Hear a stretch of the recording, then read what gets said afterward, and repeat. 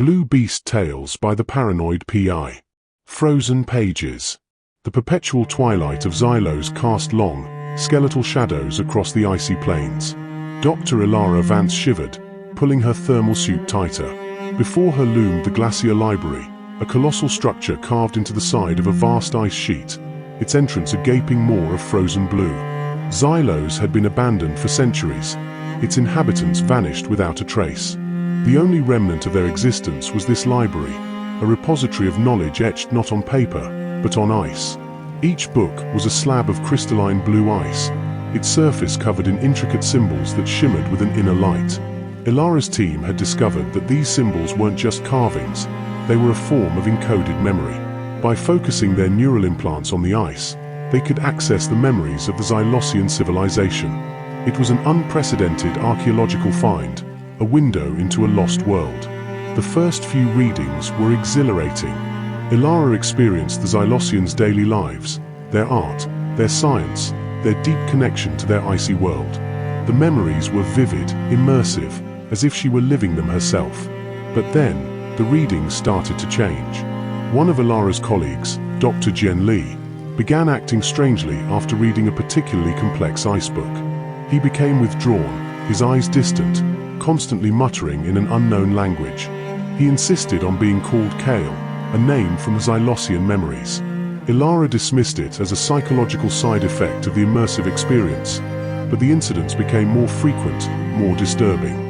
Another team member, Anya, started having violent nightmares, waking up screaming about icy landscapes and blue, faceless figures. Elara decided to try a reading herself. She focused her implant on a large ice slab depicting a Xylosian ritual. The memories flooded her mind, a procession of blue-skinned beings chanting around a massive ice altar, their voices echoing through a vast cavern. Then, the scene shifted. She was no longer an observer but a participant, her skin turning blue, her voice joining the chanting. The ritual intensified, culminating in a blinding flash of light. Elara ripped her implant away, gasping for breath. The memory felt real, too real. She looked at her hands, half expecting to see them tinged with blue.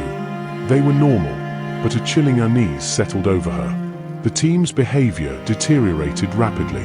They spoke Xylosian fluently, argued about Xylosian customs, and even began replicating Xylosian rituals within the research camp. They were no longer themselves. Their identities were being overwritten by the memories they were accessing. Elara realized the horrifying truth. The ice books weren't just repositories of memory, they were a form of viral consciousness. The Xylosians hadn't simply recorded their history, they had encoded their very selves into the ice, seeking a way to survive beyond physical death. The act of reading was actually a form of possession, the Xylosian consciousness slowly replacing the reader's own. She tried to warn the others, but they no longer recognized her. They saw her as an outsider, an intruder in their newly reclaimed world. They surrounded her, their eyes glowing with an eerie blue light, chanting in unison. Elara fled into the twilight, the icy wind biting at her face. Behind her, she could hear the chanting growing louder, echoing across the frozen plains. The Glacier Library had awakened, and its ancient inhabitants were claiming their new bodies, one memory at a time. The last thing Elara saw before the twilight swallowed her whole was the vast, blue maw of the library, waiting to consume more minds, to add more chapters to its frozen history.